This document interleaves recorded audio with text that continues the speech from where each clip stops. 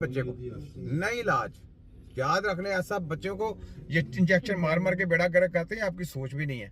तो इसलिए इन चीज़ों को आप सोचें और अपने बच्चों से अपने आप घर वालों से प्यार करें। ये देखें, ये इलाज करेंगे, ये देखें, ये इलाज करेंगे, जो ये इलाज करेंगे उसको कितना क्या कुछ कर दिया है। देखें देखें क्या कुछ कर दिया है। अब देखें ये इलाज करेंगे, उसकी प्रॉब्लम क्या है और उसका इलाज क्या कर रहे हैं। तो पकड़ के छितर मारने चाहिए कि नहीं मारने चाहिए। ये कौमों को गुमराह कर रहे हैं बेसिकली, ठीक है। तो जब कौमों को गुमराह करने वाले कौन, शैतान, ये शैतान WHO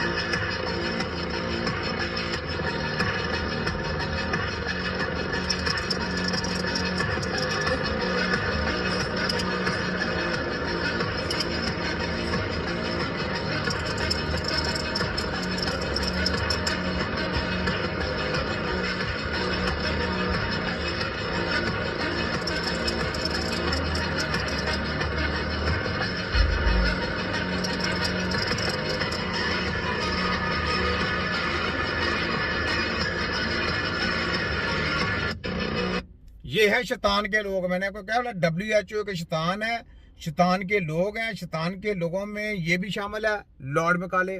ये लॉर्ड मैकाले जिसने निज़ाम तलीम सारा चेंज किया। उसके बाद ये WHO का अपना अदारा है, जिस जो आप पंजाब हेल्थ और वफाक हेल्थ ने अपनी तस्वीरें भी इसमें लगाई हुई हैं, आप चेक कर लें। वफाक हेल्थ पंजाब, ये देखें सांप, ये देख रहे सांप, ये सांप। और जाकर पंजाब हेल्थ को भी चेक करें, ये कलर में देखें, ये सांप, ये देखें, ये WHO है। WHO सांप का निशान उन्होंने दिया। सांप का निशान वही देते हैं जो शैतान के लोग होते हैं। शैतान की ये एजेंसी है, शैतान की कंपनी है, शैतान इसको हैंडल करता है। इसके पीछे दज्जाल के लोग हैं। दज्जाल के लोगों का तल्लुक किसके साथ है, यहूदियों के साथ है। यहूदियों का प्रोपेगेंडा करने के लिए पाकिस्तान में क्या पूरी दुनिया में उनकी एक एक शाख खोली गई हुई है। कौन सी, हेल्थ के नाम पे। और हेल्थ के नाम पे गुमराह किया जाता है, जो डॉलर मिलते हैं इनको। पूरी दुनिया को उन्होंने कंट्रोल किया हुआ है यहूदियों ने। ये कंट्री ऐसे नहीं उधर है, कंट्री उधर है, पूरी दुनिया में शाखें उनकी चली। तो बाईकाट कराएं इनको, वफाक हेल्थ पंजाब हेल्थ को ताले लगाने हैं, ठीक है। क्यों वफाक हेल्थ वालों, पंजाब हेल्थ HEC वालों, तुम्हारे सबकी ऐसी कितनी छोटा गेम हूँ।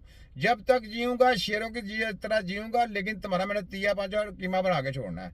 तुमको नहीं छोड़ना मैंने, याद रखो। तुम चाहे लेफ्ट हो, राइट हो, वाइट हो, साइट हो, जहां घूमना है घूम जाओ, मैं छोड़ूंगा नहीं तुमको। ये मेरा तुमसे वादा है, मैं नहीं छोड़ूंगा। ये ले, ये सुने। औरत की इज्जत पर राजादार हिंदू ने हमला किया। मोहम्मद बिन कासिम बचाने आए। जब हिंदुस्तान आए, फौज थोड़ी थी, इलाका थोड़ा था।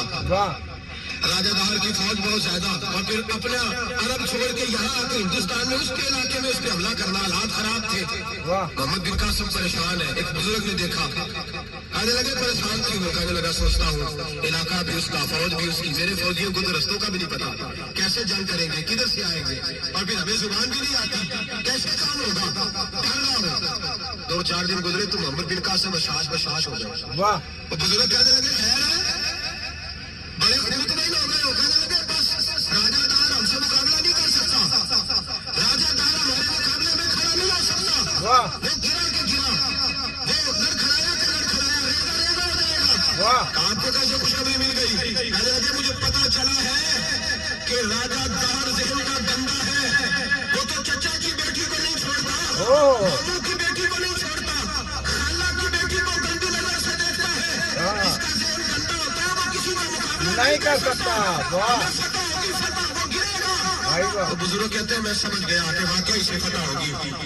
ये है ईमान जो जिसके जिस्म में, जिसके अंदर ईमान ताज़ा होता है ना, ठीक है। जो जिहादी लोग डट जाते हैं, ठीक है। अभी देखे ना गजा के ऊपर क्या कुछ हो रहा है। यकीन करे, सिर्फ पाकिस्तान में हमारे जैसे कोई बंदे हो जाए ना, 10-15 बंदे, मैं कहता हूं मैं काया पलट दूं इनकी, काया पलट दूं काया। ये जितने सबसे पहले मैं पाकिस्तान में गद्दार है सबको फांसी पे लटकाऊं, सबको। देखे फिर सफाया होता, फिर उसके बाद देखे मब्बे वतन ऑटोमेटिक पैदा होते, समझे। तो ये बात है, जब कौमें जागती है ना तो फिर बहुत कुछ होता है।